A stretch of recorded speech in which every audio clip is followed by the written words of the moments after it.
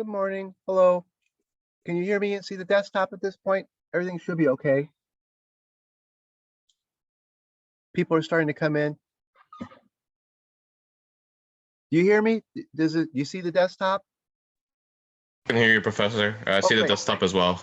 Great, great. Thank you. Okay. Let people come in. There's still a few more to come in.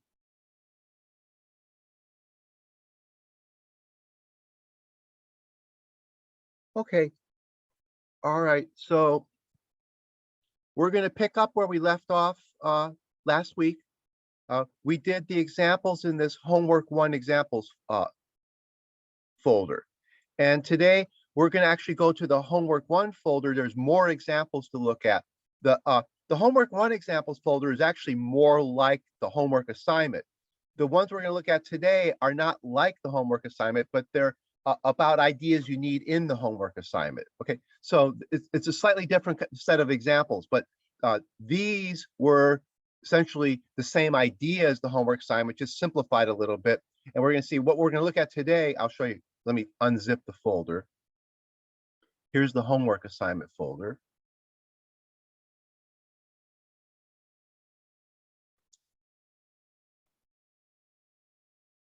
Okay, these files down here are the homework assignment, but these folders are information about some important ideas: command line arguments, environment variables, scanf, standard in, standard out. Okay, so we're going to look at these examples here. Okay, now last week we did this folder here. And remember, the idea in this folder here was these examples are very much like your homework example. Yeah, a program that gets parameters from a configuration file or from command line arguments or from environment variables. Okay, so that's what this folder was. This folder was very much like the homework assignment. Today, what we're going to look at are just ideas you need to know about while you do the homework assignment. A little bit, we're going to talk a little bit in detail about command line arguments, environment variables, scanf, standard in, standard out, and the command line. Okay, so let's see. Got these unzipped. And also there's a new reading assignment. It looks intimidating. The reading assignment is to read about pointers. We're going to use pointers a lot in this class. And pointers are always the thing that give people the most trouble with the C programming language. Even though it's kind of weird. I'm not sure why they cause so much trouble, but they really do cause a lot of trouble. So here's a whole bunch of explanations of pointers. You need to read at least one of them, and you might find reading more than one of them is useful. Okay, I think the first two are the best. And this first one is actually longer than you need. See, it's almost 40 pages. So it's really got more information in it that you need, but it's also got nice exercises at the end of it. At the end of that chapter are 2 pages of very nice exercises. If you can do these exercises, that's a good sign that you understand C. And we'll be doing lots of examples like this, but look at these exercises and see that you make sure you can convince yourself that you can do these exercises. Okay, the other books, none of them have problems. They have explanations, but none of them have problems for you to look at. This one, this is C for Java programmers, has a nice overview of not just pointers, but how we use pointers. Okay, so we're going to see passing arguments by reference and some other ideas that we use for pointers. So it discusses pointers and how they get used. And there's a lot of, we're going to be talking a lot about pointers. You'd be surprised how much the Windows operating system makes you use pointers when you call functions. It can get very confusing. Pointers probably aren't really what's confusing. What's really more confusing is how complicated in what complicated ways C uses pointers. So I think what we'll see is that pointers themselves really aren't that hard, but what's really tricky is that C makes very tricky use of pointers. Okay, so that's one of the things we'll be spending time on next week, because we'll need that as we go along and learn more about C programming and the Windows operating system. Okay, so this is well, any one of these are good except the last one. The last one's nice, but it's too short. The last one's only 5 pages. It's a nice little 5-page explanation of pointers, but it's not anywhere near enough information, but it's a nice little 5-page.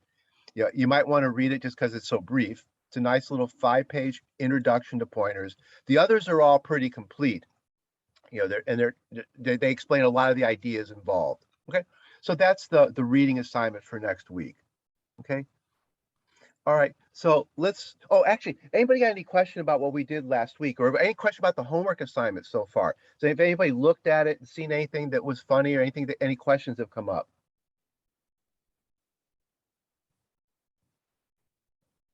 I don't have any specific questions, but it is due next Wednesday, right? Or when is it due? Oh yeah, I forgot. I think that's right. I think it's a week from today. Okay. Yeah, that'd be a week from today. And I got the dates right everywhere? Okay, January 26th.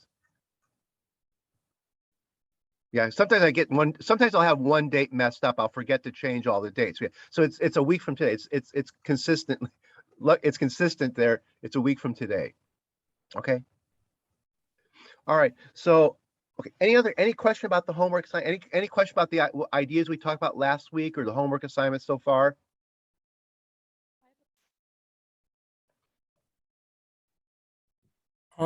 Environment variables, they're a bit tricky to me. I don't know.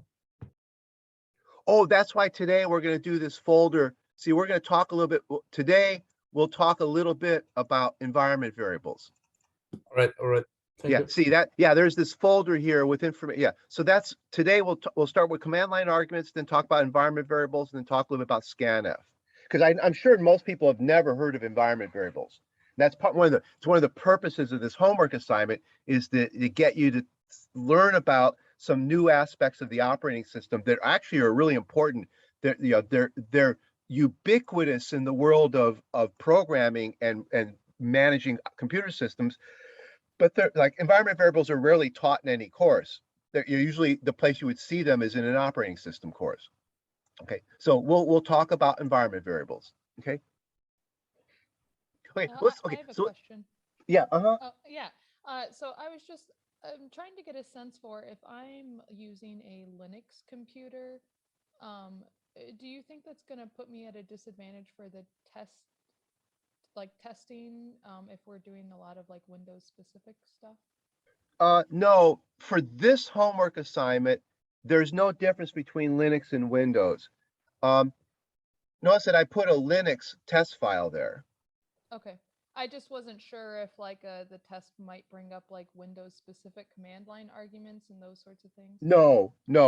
This assignment should work fine. I gave you a Linux version of the demo program and a Linux version of the test file. Now, the next homework assignment will be Windows specific. Okay. The next homework assignment will be very Windows specific, and there's no way I can avoid that because we're going to have to start talking about how to program the Windows operating system. Okay. So will I need then I assume find access to a Windows computer? Yeah, you can run Windows in Linux. Yeah, you can. There's a free version of Windows you can download and temporarily run it in Linux. I can show you where to get it. Okay. All right. Yeah. But you have to install a virtual machine, but there's a free version of Windows you can run in a virtual machine. You can run it for like 1 month. I think it's 1 or 2 months, and then it times out. Okay. Okay, but the next homework assignment and probably the next few homework assignments will be Windows specific because we're going to be talking about the Windows operating system. And the homework assignments either have to be Linux specific or Windows specific because they're really going to be about the operating system. And right now they're made to be Windows specific. Okay. Okay. So yeah. Hey, I got a question. So I'm writing this code on Xcode because I use a MacBook. Mm-hmm. Am I going to be able to do the Windows specific No, on my MacBook? you'll do the Linux specific one. Oh, Linux. The homework assignment. No, you'll have to install like this free version of Windows on your Mac.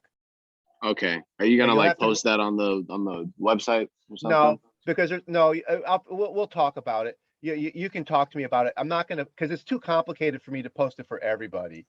Yeah. So, I mean, that's, yeah, you made the choice to buy a Mac. Yeah, and a lot, a lot of the world uses Windows. So you'll have to run a Windows virtual machine on your Mac to be able to do the homework assignment. Yeah, and The first one, pardon me? the first one, or the The ones second later? one. The second one, not Second this one, the next one. Not this one. Yeah, this one is both. Okay. This one can be run on either. This one is a C program, not a Windows program. Yeah, and one of the things we'll talk about is what's the difference between a C program, a Windows program, and a Linux program. But this homework assignment, you're actually writing a C program.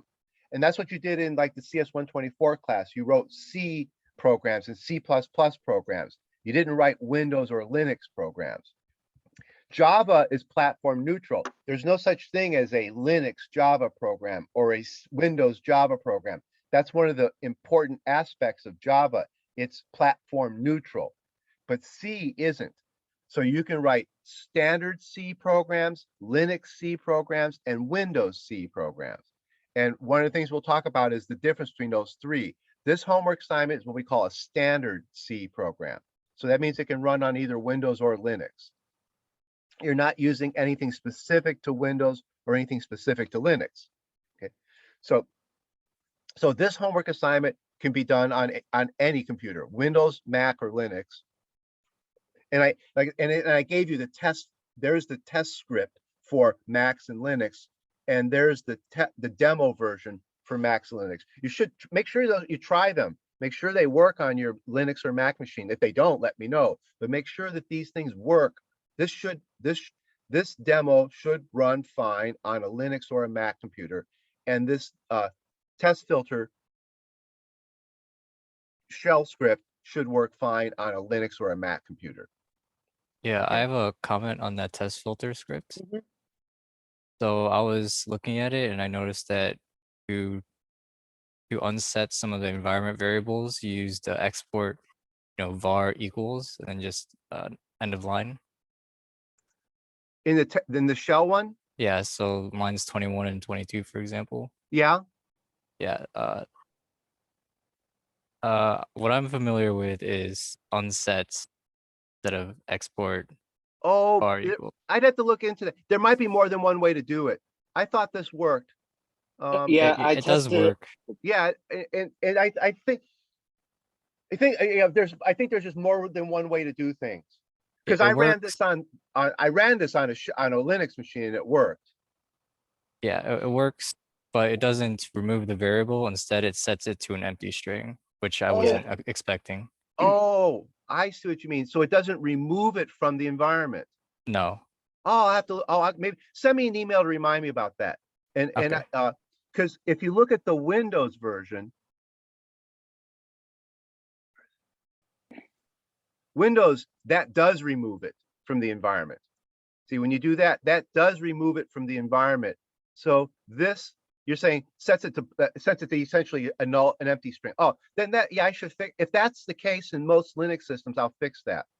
Yeah, I Yeah. had that same issue too when I had to change it to unset in order for it to remove the environment variable. Okay, send me an email, remind me of that. So I'll remember after class to fix it. Okay, so send me an email to remind me, please. Anybody, just remind me to fix that. Will do.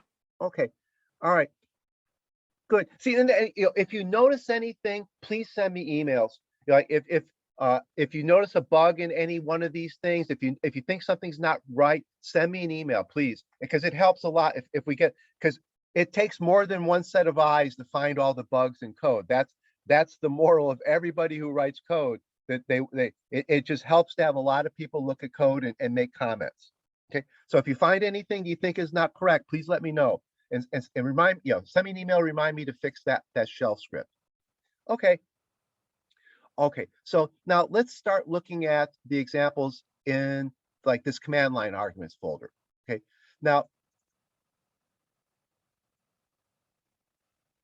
I'm going to compile this program with my built-in. Okay, now I've got a C program and a Java program that do more or less the same thing.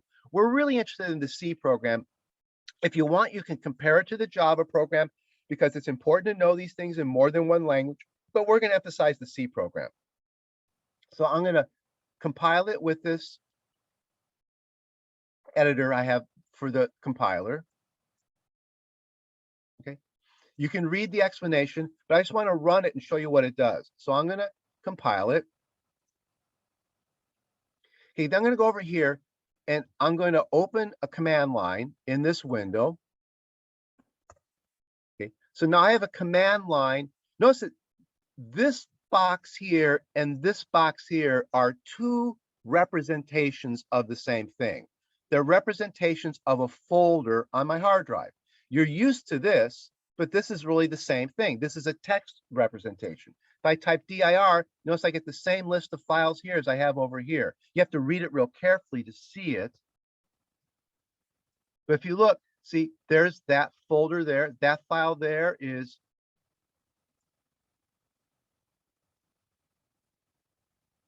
okay. See, that file there is that file. Let's see, maybe I can line them up. Yeah, that file there is that file there. That file there is the second one. The third file is this one. This one is this one down here. This is just another representation of this folder. Okay, so actually, this is a graphical representation of a folder on my hard drive. This is a text representation of the folder on my hard drive. Like this one lets me run a program by double clicking on it. But when I run that program, it just pops up. You can't see it, but it actually just pops up a window and disappears real quick. But I can run that program from over here by typing the name of it. So like, there's the name of the program. And I run it, and it tells me that there are one string on the command line. The strings are command line are, there was only, notice that I typed one string on the command line and the program told me that. When I double click over here, I get the same output, but it just pops up and then disappears. Now, here I'm going to run the program like this.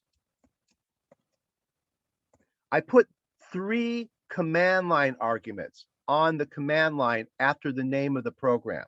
And then the program's telling me there are 4 strings on the command line. The strings are the name of the program, X, Y, and Z. Okay. So this is the idea of a command line argument. When you run a program, you can tell the program certain things. Yeah, I can give the program strings as we call them command line arguments. Now let's look at what it's doing in the code. The main method takes 2 parameters. This is the important one. It's an array of strings. What it is, it's an array made up of, in this case, it would have been the strings. That string there would have been the first string in this array of strings. That string would be the second string in that array of strings, and this would be the third string in that array of strings.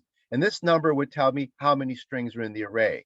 Because C arrays don't know how long they are. You can't ask a C array, like a Java array, how long you are. So in this case, in this program, this was 1, 2, 3 arguments. So argc would be 3, and this array of strings would have had the 3 strings in it.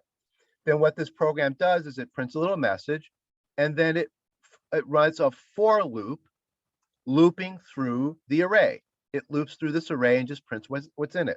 Okay, so that's a program getting information from whoever runs the program. So the idea here is that someone who runs the program can pass information into the program. So I can give the program numbers, for example. Okay, now those numbers are strings. As it says, the strings are. So my program didn't get the number 34, it got the string 34. Okay, now let me show you some tricky things about this.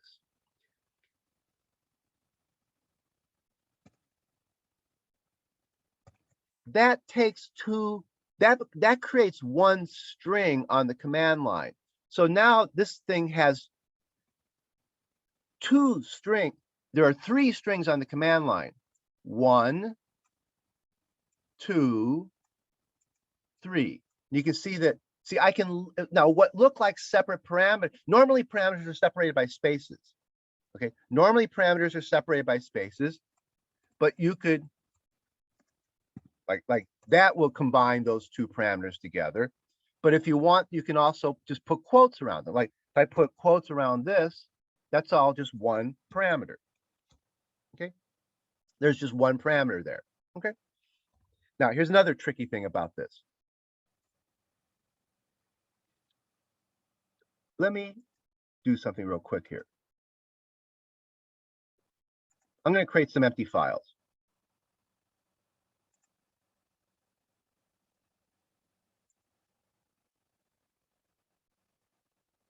Okay. Notice I created 3 files called new text document 2, 3, 4. Okay.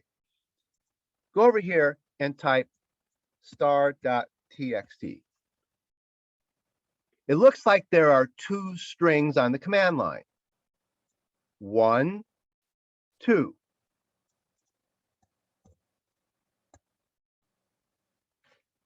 But look what happened. There are 5 strings on the command line. How in the world did you get 5?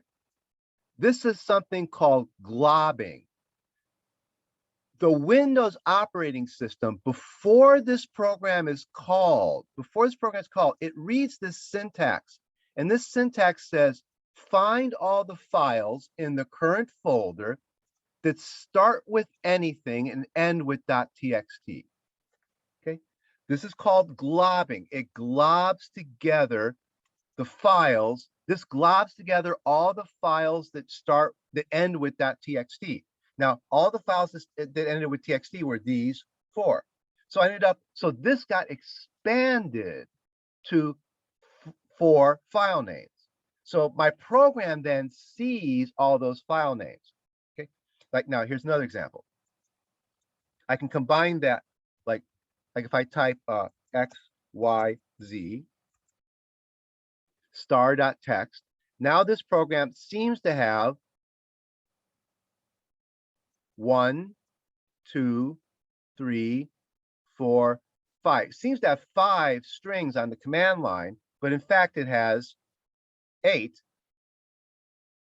The name of the program, the X, Y, and Z, which are individual strings on the command line, and then this thing that got globbed together, which gave me these 4 names here. Okay. In fact, if I do the following,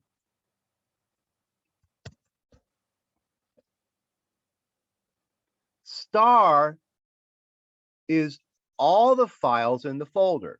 So I got the names of every file in the folder here. So essentially I got a directory listing.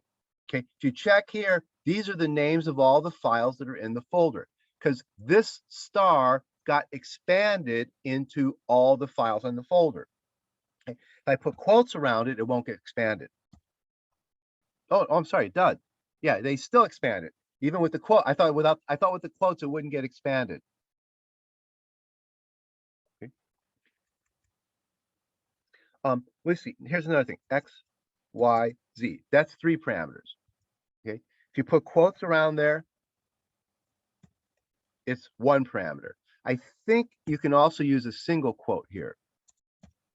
Yeah. No. See, the rule, I mix up a lot of rules between Windows and Linux. On Linux, I think you can use double quotes or single quotes. Here, notice that the single quotes didn't work. So that was 1 string, that was a 2nd string, and that was a 3rd string. So the single quotes didn't work here. Okay.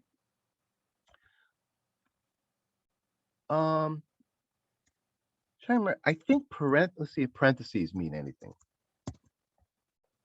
No, parentheses didn't mean anything either. Parentheses don't lump things together. Quotes do. Okay, so on Windows at least, there's subtle difference between the Windows command line and the Linux command line. So a lot of what we're talking about here is the same for Windows or Linux, but then there's a few little details that are different. For example, I can convert this on this machine. I have what's called Windows Subsystem for Linux.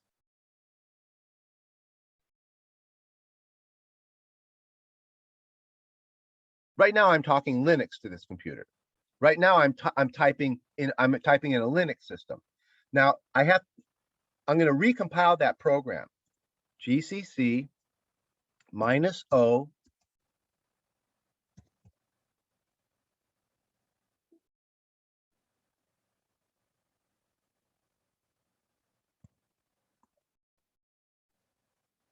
Okay, I'm going to recompile that file for Linux. Notice now here's a Linux version of the program.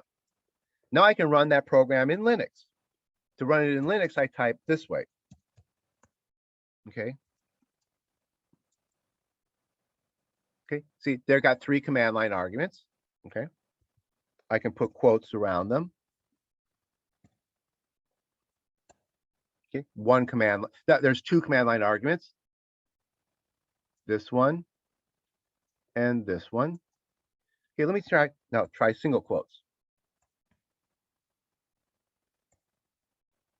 See, in Linux, single quotes and double quotes are equivalent.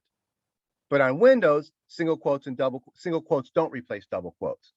That's a subtle little distinction. There's a lot that the Linux command line and the Windows command line have in common, and there's a few little things that they differ by. Now, the Linux command line does globbing. See, there's the globbing from the Linux command line. There's the globbing in Linux. And if I type .txt, it's going to give me just the text, the ones that end in .txt. Okay. So the globbing is done before the program gets run.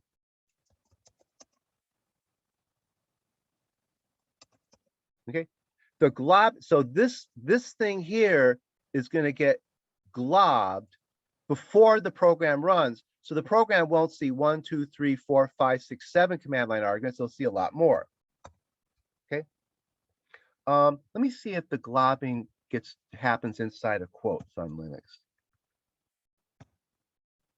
See, the globbing didn't happen inside of quotes on Linux, but it did on Windows. Here, I'll open a second command prompt. Okay, this is Windows, this is Linux. On Windows, if I type,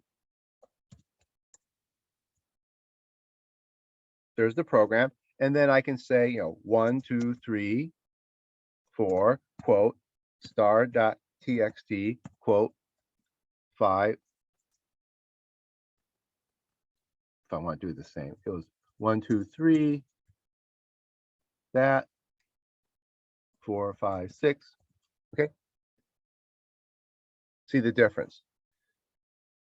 Windows globbed even inside of the quotes. Linux didn't glob inside of the quotes. Okay. Subtle differences, little subtle differences. If I put a single quote here, that'll probably also prevent the globbing. Okay. If I put a single quote here, I'm not sure what I'll get here if I put a single quote. Probably, I'm not sure. Oh, the single quote prevented the globbing because the single quote doesn't mean the same thing as double quote. So this just became the string quote star. So it didn't prevent the globbing. Well, in a way you can say it prevented the globbing, but the thing is the single quote just starts a string. It's not like double quote. Well, actually, the single quote and the double quote are acting very differently. They act the same in Linux, they act differently in Windows. Okay. All right. So now let's see. So the 2 main things to know about the command line are the fact about globbing and the fact that you can combine using quotes, you can combine arguments. So the fact that you can combine arguments using quotes is important to know. Now, here's another thing. The dir command gives you the listing. On Linux, you type ls to get the listing. Okay. These command lines, these things take arguments. So like dir /?. The /? is a command line argument. When this program sees that command line argument, it gives you its help message. Okay. Now over here, ls, it gives you its help message by saying, quote, h. Well, not quote, there. By saying --help. --help gives you its help message. Now, --help is a command line argument. Okay. Now, over here, I can combine command line arguments. So /t tells me the time. See, I get a different, well, that wasn't,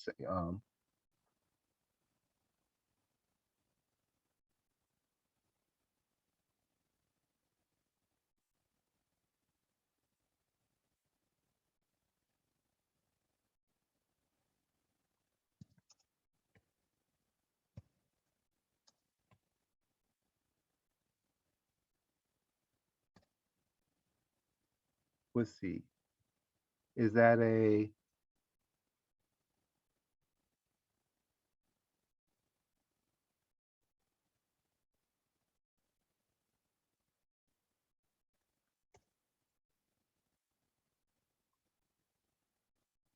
oh, that's all, okay.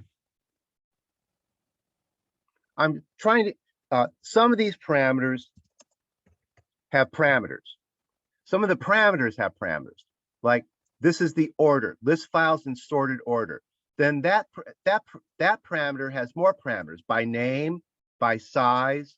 I thought there was a time by time, but it doesn't sort by time, but by name or by size, for example. But those parameters are are combined together. So sort by name, sort by size. Okay, notice that that's still one argument. I was looking for an example where there's the arguments are separated by space, but in this case, none of the arguments are separated by spaces. Yeah, they're not separated by spaces. What about over here?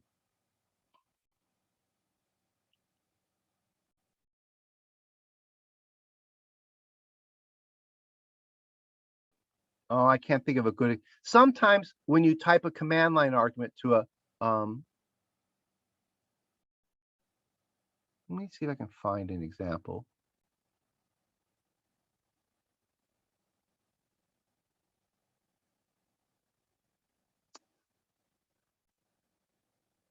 I can't think. I'm not thinking of an example right now.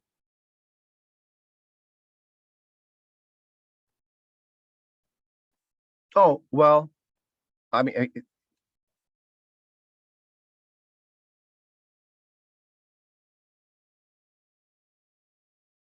here's an example. Here's what I was looking for.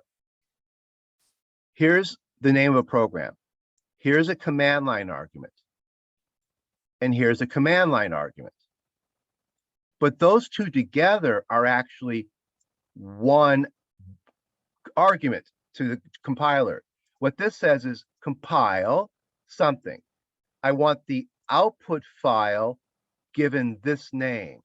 So this is an argument to that. But from the point of view of this program, this is just two command line arguments. One command line argument is -O. The other command line argument is command line arguments. Okay.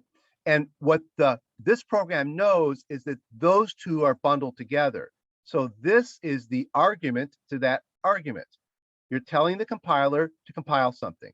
You want the output file to have a certain name.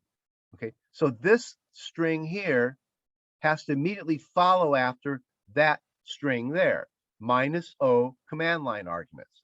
Okay, so now what trouble is that people will tell you that this command line has two arguments, -O and the file to compile.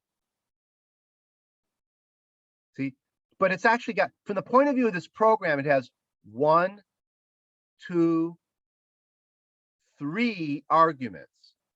But most people would say it has 2 arguments. What the name of the output file is, but that's really 2 arguments that are bundled together from the point of view of us. But from the point of view of the program, it really is 2 arguments.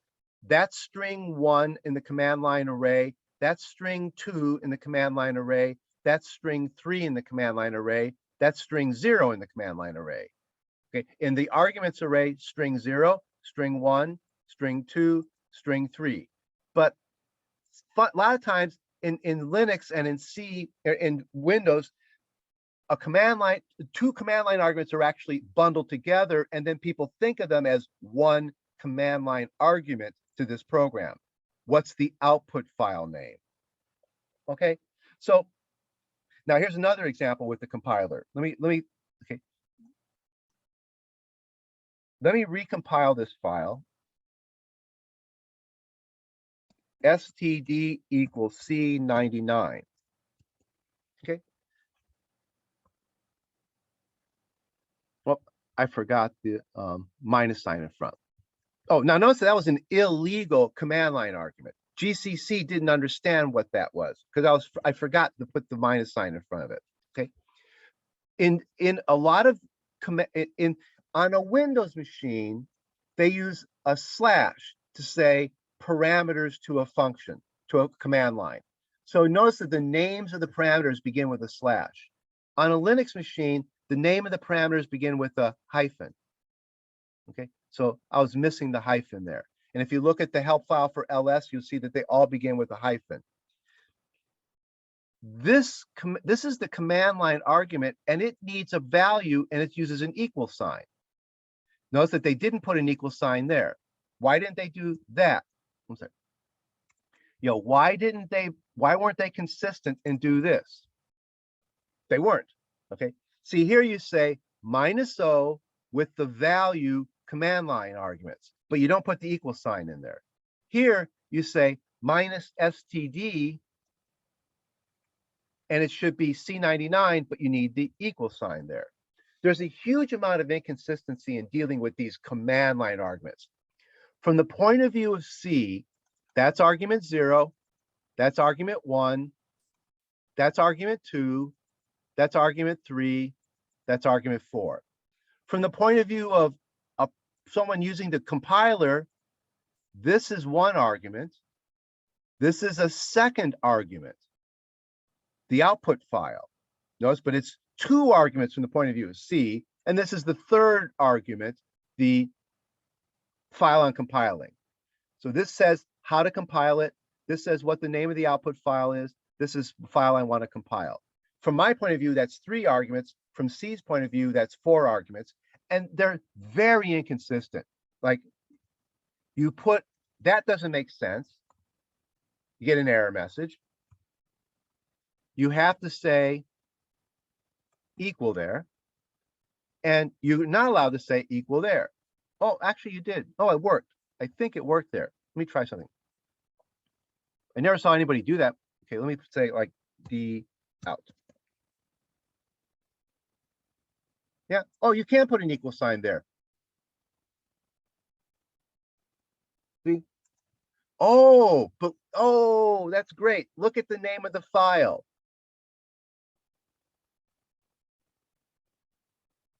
Do you see what it did?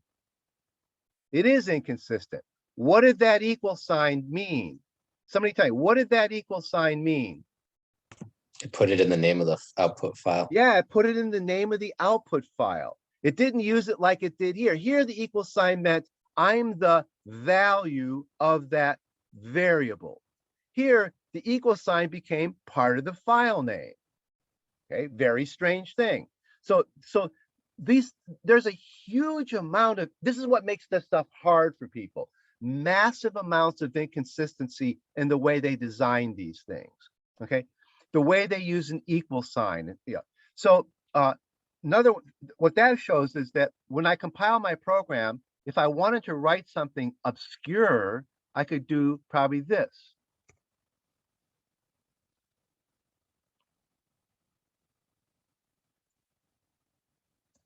That's what I want. I want the output file name to be command line args. I don't probably, in that space, it gets ignored. This should work. Yeah. So you go back over here, delete that, delete that, delete that one. And now run this hard to read obscure command. -o, the output file name is command line args. Okay, so the output file name is command line args. See, there it is. It just got created. Delete it again. Create it again. Okay, notice now you can either run those together or put a space between them. You can't do that over here. Over here, you need the equal sign between this part and this and this part here. You need this equal sign between the parameter and its value. Here, the parameter and its value can be separated by a space or run together.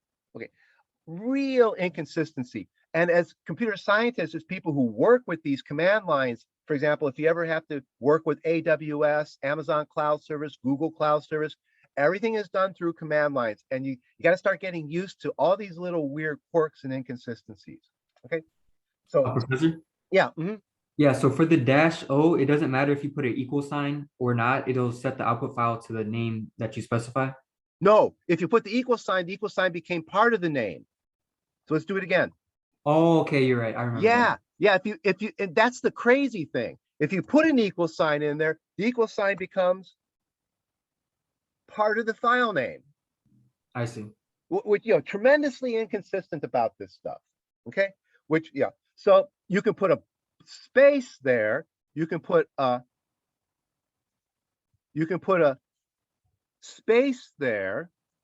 But if you put an equal sign there, it doesn't work. It works. It's not an error, but it doesn't do what you want it to do.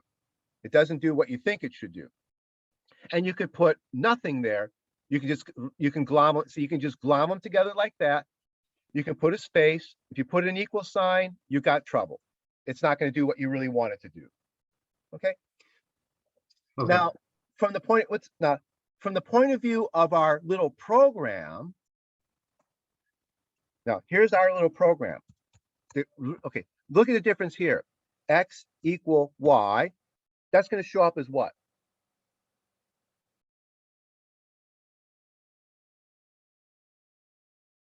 What's my program going to see X equal Y as? Would it be one string? One string. Yeah. So that means that this GCC compiler saw this as all one string. What did it have to do with that string? Now, this is you have to think as a programmer.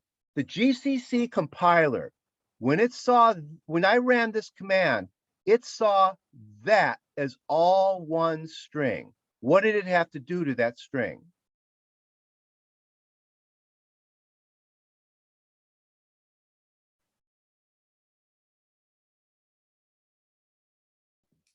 I'm a little confused by the question. What do you mean? What does it have to do? Well, did it use that string as the name of a file? With the equal sign, yeah. No, it didn't. It did not use that string as the name of the file. It did what?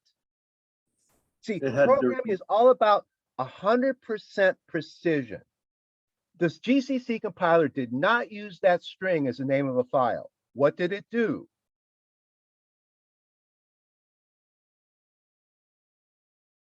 It put the string into the command? No, I put the string in the command. I typed -O equal command line arguments. I meant it ran both as No, so the string it got is what you see highlighted. Quote -0 equal COMMAND dash well INE dash ARGUMENTS. That's the string it saw. What did it do with that string? Did I make a new file with that name? Or No, string? no. What did it do with that string?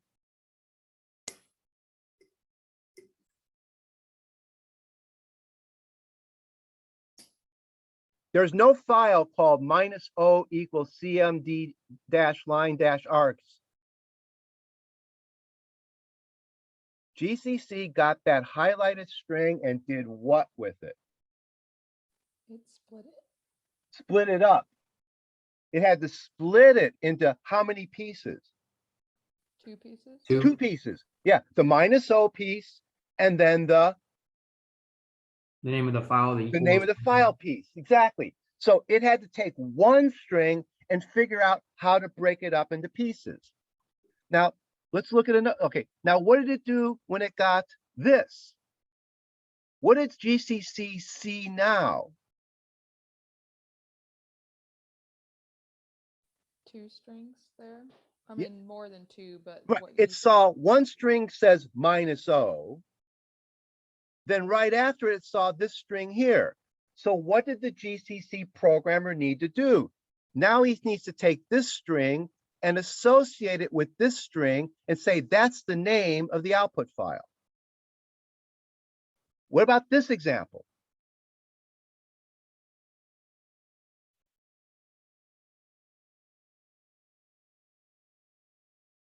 Think like a programmer. You've got to write the program that handles this. What does the program need to do with that command line? Specifically, what does it need to do with this argument? It has to read it and split it up. Has to read it and split it up. Notice how complicated this is. This actually is a lot of work on the part of the programmer. In this case, this needs to be read as one string and then broken into two strings. Whereas that one is read as two strings, but those two strings need to be thought of as a unit. This string is the argument to that string. This says, I'm going to give you an output file name, then this is the output file name. This one is read, I'm going to give you, okay, this is read as, there's some argument. It begins with a -o. Oh, I strip off the -o part. I strip off the -o part, and what's left is the file name. But I have to do that. All that code has to be written by somebody. Okay, this is one command line argument that means two things. This is two command line arguments that mean one thing. What they mean is the name of the output file. This is what programmers write code to do on command lines. This is the kind of stuff that gets a little bit tricky. Okay. All right. So what we're doing here is we're thinking about command line arguments. We're thinking about how C programs see these command line arguments. And the globbing thing happens. Now, this is happening inside my program. The globbing thing happens before my program would even start. Okay. Now, here, my program would see x equal y as one string. If I was saying, for example, some arg equals some value, notice that my program doesn't see an arg and a value. It just sees the string arg equals value. And my program has to figure out, oh, there's an equal sign in this string. What's on the left of the equal sign is something I'm going to call an argument. And what's on the right of this equal sign is something I'm going to call a value. So my program has to do what we call parse or tokenize the arguments. Okay. On your hand, if I do this, my program sees two strings, and maybe it has to realize that value is the value of arg. It depends on how I want to write my code. Okay. And for example, something like this may not mean anything. This just may mean one arg. Maybe the equal sign doesn't mean anything to me. I'm sorry, maybe the minus sign doesn't mean anything to me. Okay, so this is the idea of command line arguments. This is some of the trickiness of command line arguments. Okay? And notice, remember, the code is real simple. This is an array of strings. This is how many strings there are.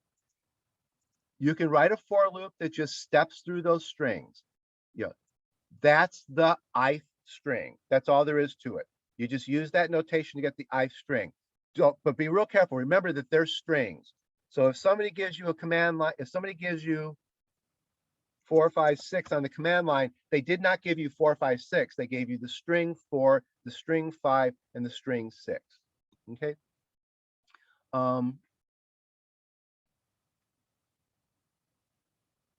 And arguments are separated by spaces.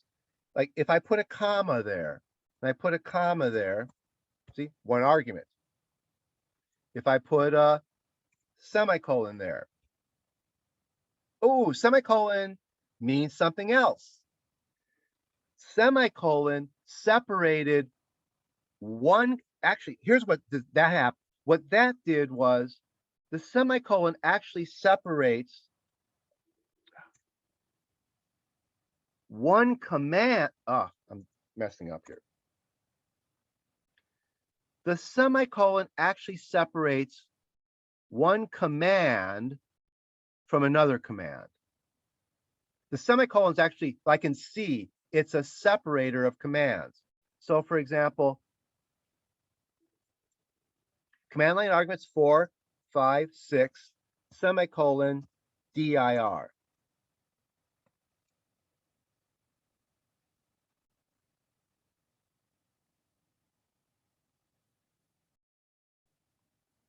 This part here gave me this output here.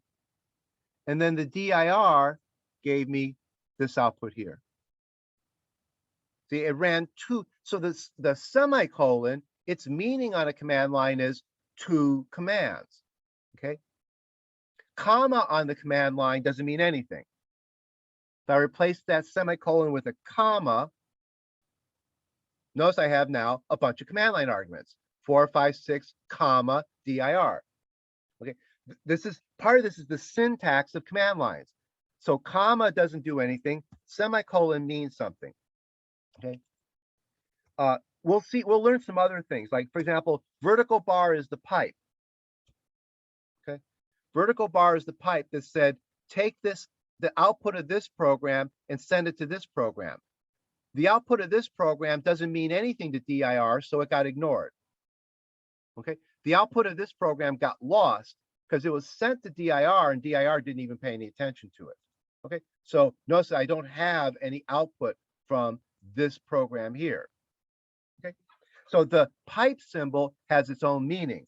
So pipe has a meaning, semicolon has a meaning, comma doesn't have a meaning. Okay. What other punctuation is there? Well, that has a meaning. That'll send the output of this program to a file called dir. See, I created a file called dir, and in that file is the output of the program. Okay, so the greater than symbol has a meaning. So far we've got greater than symbol has a meaning, vertical bar has a meaning, comma has no meaning, semicolon has a meaning. Okay, we're learning the syntax, the grammar, the language of the command line. Oh, and I was doing this on Linux, and actually most of what I just did here in Linux would be the same if I did it over here on Windows. Yeah, I could have done pretty much the same kind of thing. Everything we just did over here on Linux would do the same thing over here on Windows. Okay, all right. Now let's look. So okay, there's a bunch of stuff about the command line and command line arguments. Now let's switch to some stuff about environment variables. Okay. Okay. Let's do Windows first, and maybe we'll do a little bit of Linux too, just to see how things are very similar but slightly different on the two operating systems. Okay. If I type set, I get a list of all the variables that are built into my copy of Windows. You'll probably see something a little bit different, but pretty close to what I'm seeing on your version of Windows. Okay, so they're in alphabetical order. Each one of these, see, notice that this is a variable and its value. A variable and its value. A variable, now the variable is a string, that the string is the string chocolatey install, and its value is the string C:/program directories. So on the left of this equal sign is actually a string, and on the right is a string. Okay, so my home drive variable holds the value C:. Okay, now if I go down here and I say set home drive, it'll tell me what its value is. Well, actually, it just looks up home drive and notice it gives me both the it repeats the name and it repeats the value. Okay. So if you say set, like, oh, now here's something interesting.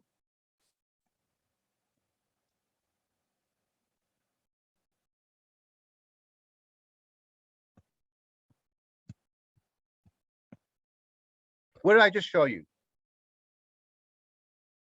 It isn't case sensitive. Right. Windows is case insensitive. Okay. Linux is case sensitive. Okay. If I go over to the Linux side, if I want to see all my environment variables, I type env. Okay. There's all my environment variables on a Linux machine. So you don't type set, you type env. Okay. So for example, I have a variable called shell. Okay. Let's see. env. I don't remember. Let's see.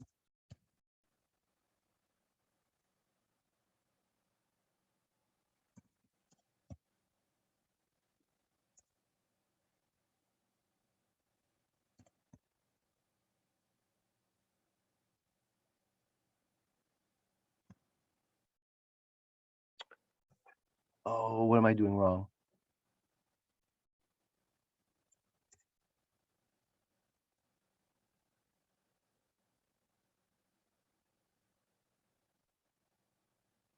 What am I doing wrong? Does anybody remember? How do I echo a shell variable?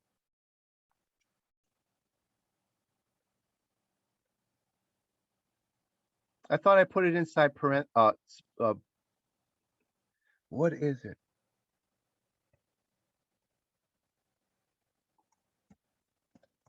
I don't think it's this.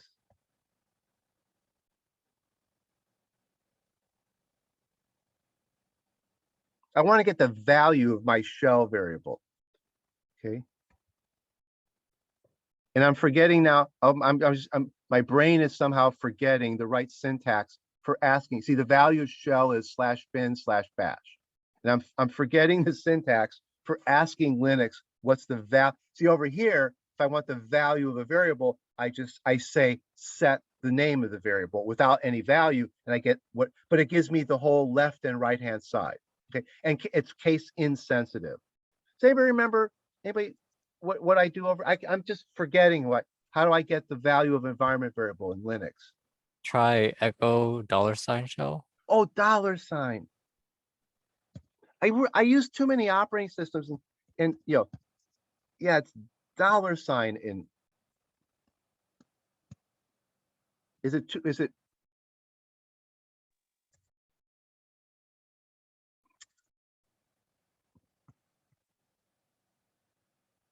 there? Okay, now see, there is no shell variable. It has to be spelled SHELL. It's not good enough to type. See, anything else turns up nothing. Okay, so Linux is case sensitive. You have to type exactly. Okay. Okay, it's Windows that uses the percents for environment variables. We'll see later that you can use a percent sometime.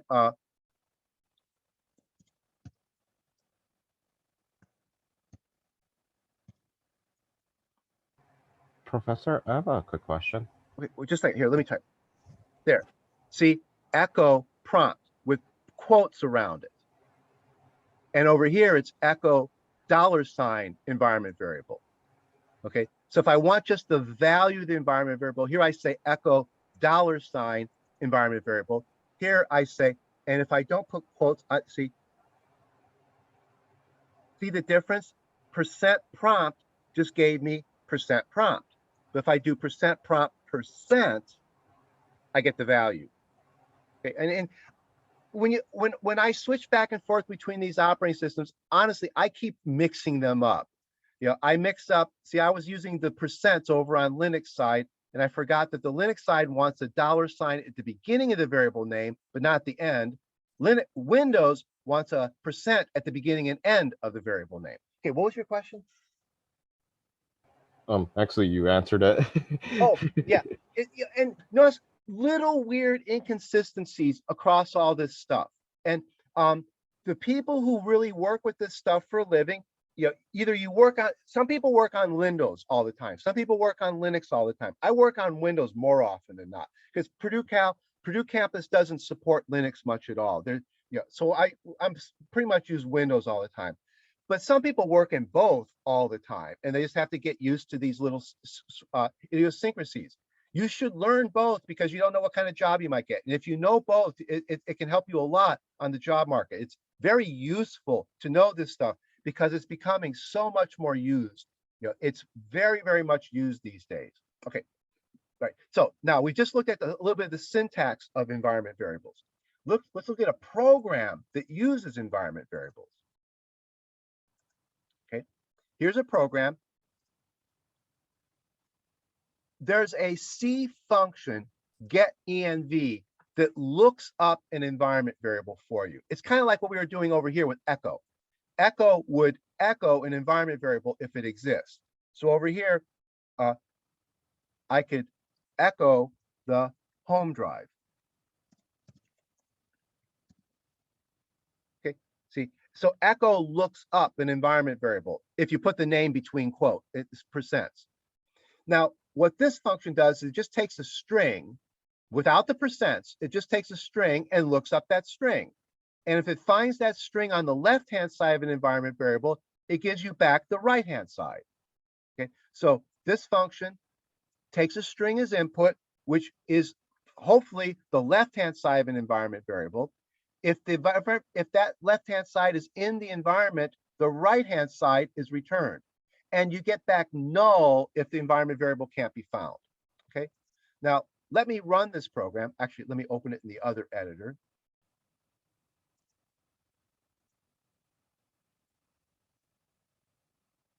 What this program does is it combines environment variables with command line arguments.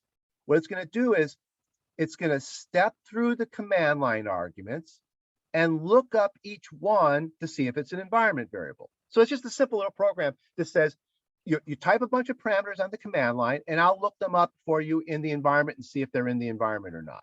Okay, so let's run it over here and see what it does.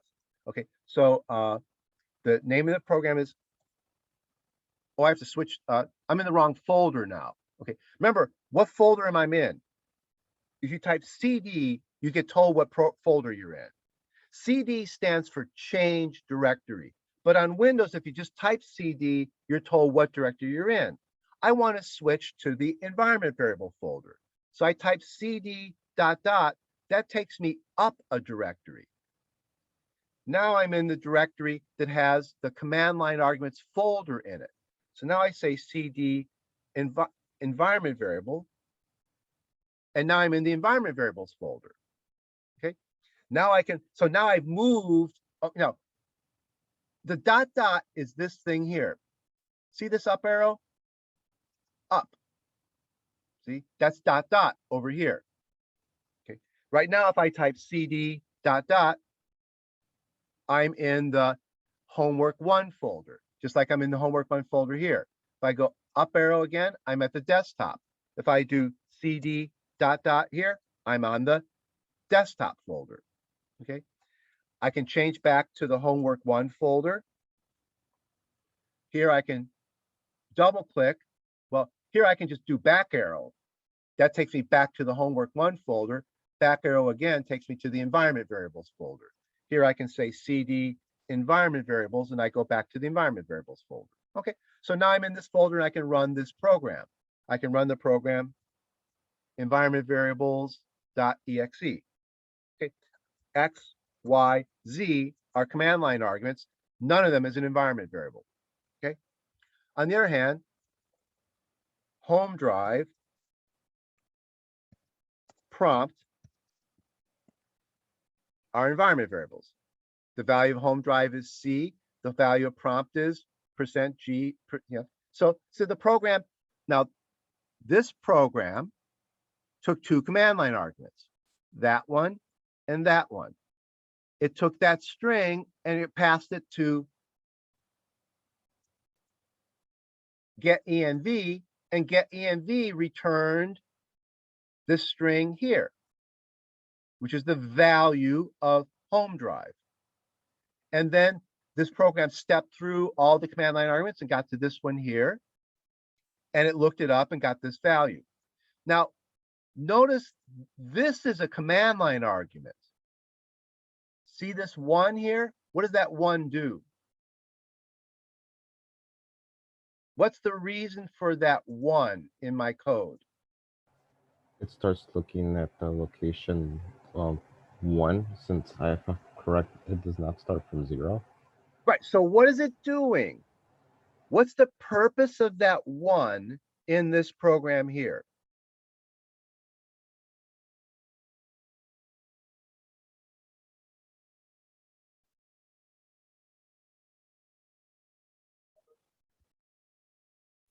It's initializing the variable Oh, I. I can't hear you very well. Is it initializing the variable I? Yes, to 1. Why does it initialize it to 1? Why does it initialize it to 0 for some? Professor, we can't hear you. Yeah. Oh, okay, yeah. I was leaning over towards my speaker because I was trying to hear this. Yeah. Normally, when you're going to loop through an array, you start at the beginning of the array. So you start with I equals 0. Why did I start with I equal 1? So that it doesn't include environment variables.exe in the search. Right. Yeah, that's the name of the program. That's not meant to be one of the environment variables. I'm skipping over the name of the program. In C, the zeroth command line argument is the name of the program. Now, if you look at the Java versions of these, they do it differently.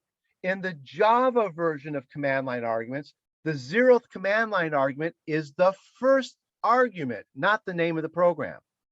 In C, the zeroth command line argument is the name of the program. In Java, the zeroth command line argument is the first command line argument. Now, since this is the name of the program, it's clearly not meant to be an environment variable. I skip over it. I don't start with I equals 0. I start with I equal 1. Details, details, details, and pickier details, and even pickier details. These are the kind of things that you have to be constantly thinking about when you're writing this level of C programs. You're starting to really interact with the operating system and function and features of the operating system. C defines the name of the program as the zeroth command line argument. Java skips over that string and it only gives you those as command line arguments. Okay, so I skipped over the zeroth command line argument because I didn't want to check it as an environment variable. Okay, now I could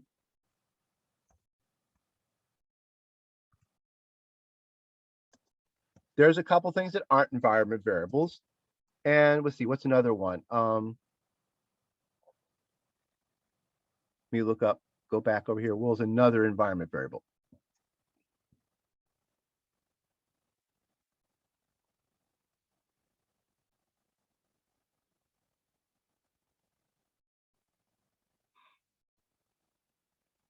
Program files or program files or system root.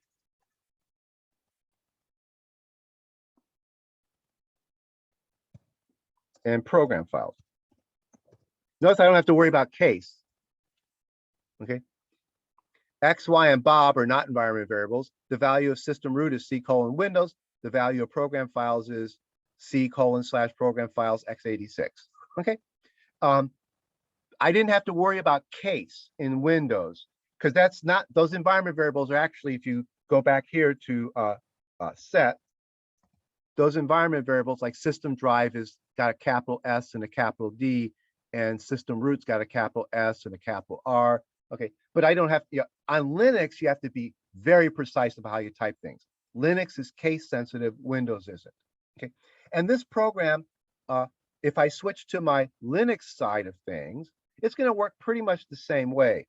Okay, now now where am I? I'm in print WD, prints the print working directory. PWD tells me where I am. Now my prompt also tells me where I am. Okay, CD dot moves me up a directory. CD env takes me to the directory. So now I'm in the directory with the environment variables program. I need to compile the program for Linux. So GCC -O. That's the name. I want the output, and I want to compile the program env.c. Okay, so now I've compiled it for Linux. So in this folder now, I've got the Windows executable and the Linux executable. And I can run the program now with some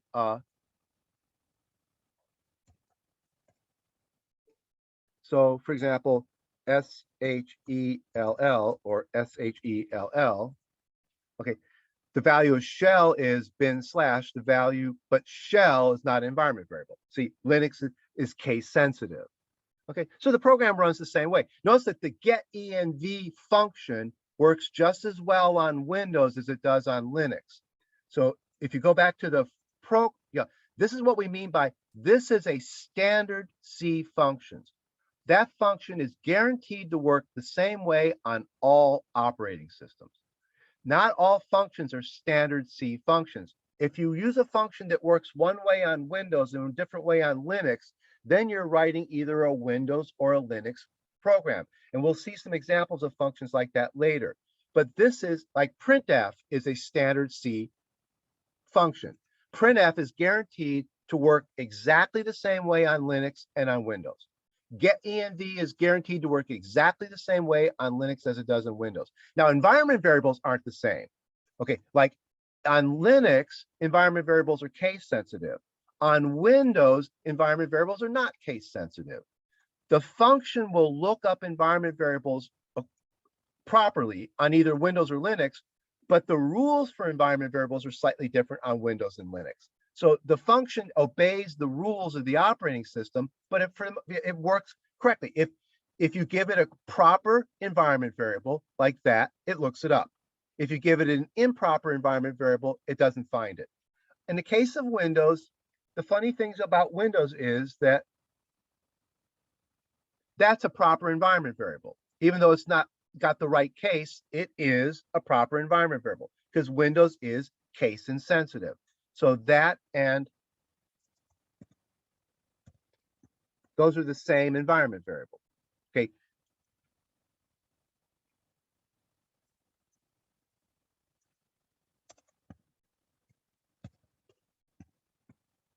Okay. Those are all the same environment variable.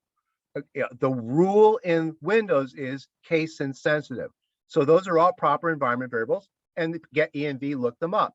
The rule in Linux is things are case sensitive, so those are not the same. Those are not both environment variables. That's an environment variable. That one's not. So get-env found this one, but get-env does not find that one because it's not a proper environment variable. The get-env function is guaranteed to work properly on both Linux and Windows. So it's a standard C function, but that doesn't mean environment variables work the same on Linux and Windows. Okay. All right. Oh, you can create your own environment variables. You create an environment variable in Windows by saying set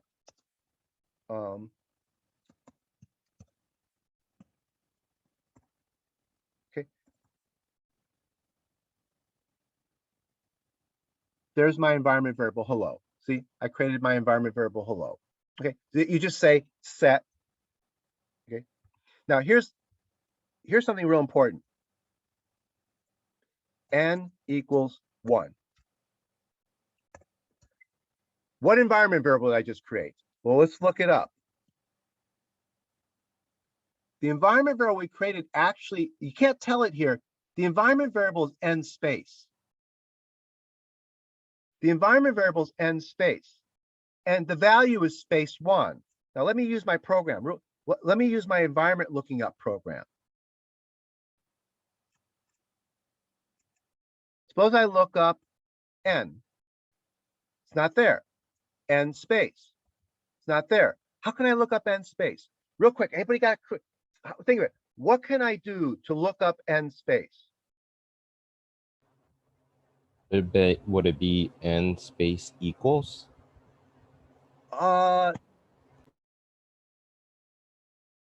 No, see, it looked up n and equals because those are the, how am I going to look up n space in my program here? Do you have to put it in quotes or single quote? Right. Remember, quotes lump things together. See, the value of n space is, now what you don't see here is the value of n space is space 1. It's actually space 1. But notice that the environment variable is n space. You got to be really careful about that. In C programming, you're used to doing things like that. Set n equals 1 with space around. You got to be very careful. Don't do that with environment variables. Okay, if you want to create an environment variable like m equal to 2, you type it like that. Okay, then if you type set, you see that m is the value 2. Okay, and you can look it up now.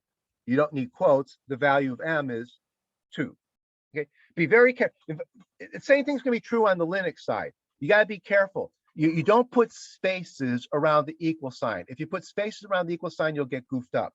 Now, here's how I can get rid of environment variables. If I set m equal, and I look, m's not there anymore.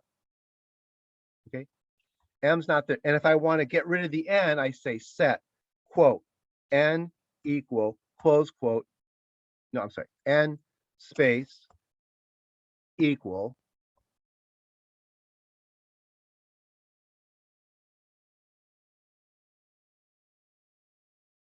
I don't know if that worked.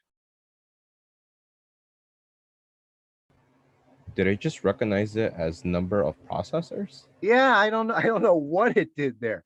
Now, no, N equals is still there. Oh, I don't know how to get rid of that environment variable. Oh, offhand. Oh, I thought you would say quote N equal. Let's try this one. Put quotes like that. Let's try that. Ah, that got rid of it. That got rid of it. The quotes needed to be around the whole N space equal. The quotes need to be around the whole thing, not the quotes around N equal. I have no idea how this got number of processors. Believe me, I have no idea how that turned out to be number of processors. I have 12 cores on this machine, so that's the right value of number of processors. I have no idea how that came up. Okay, so we run out of time. So we've been playing around with command line arguments and environment variables just to get a feel for, I hope, please do this stuff at home. Play with this. These are skills that really will get you far, and they're going to be real useful in this semester. This is stuff that people need to know about. They're using their computers in the world we live in now. GUIs took over for 20 years. Now, because everyone's working in cloud environments, the command line is really making a big comeback. A lot of jobs require real command line skills because you don't have a GUI into most cloud systems. You end up working with the command line, and a lot of system administrators anyway don't use command lines either. Especially Linux. On the Linux side of things, people do a lot with the command line, and it's become a real essential skill for people who work in cloud systems. Amazon Web Services, Google Cloud Platform, Microsoft Azure system. These are very much command line oriented systems. Okay. All right. So we've run out of time. We'll quit there. Anybody got any last minute question? Any question about what we've been playing with? I do have one question, Professor. Uh-huh.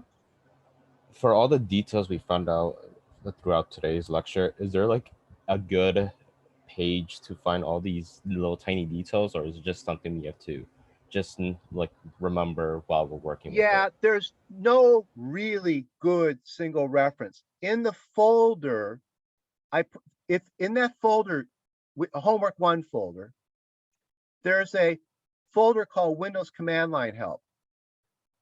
Some of these are there. The stuff is just scattered all over the place. Okay, so you can start reading some of these. There is no one good, solid, self-contained reference for this stuff. There are for the Linux side of things, but not for the Windows side. Windows has kind of ignored the command line for too many years, and there aren't really good references for the Windows command line. There are great references for the Linux command line. I didn't put any in here. There are really good. There are whole books on the Linux command line. 90% of what's true for the Linux command line is true for the Windows command line, but not 100%. So I put some references in here. You can dig into these and read some of them. The information that's a good question, and the answer is the information is scattered. Yeah, it's just kind of scattered around, and people start remembering it. That's why I say use it. Type these things in. The more you type them in yourself, the more likely you'll remember them. And you saw how I forgot them. I couldn't remember like how to echo a shell script. I was getting the $ mixed up with the Windows ampersand symbol.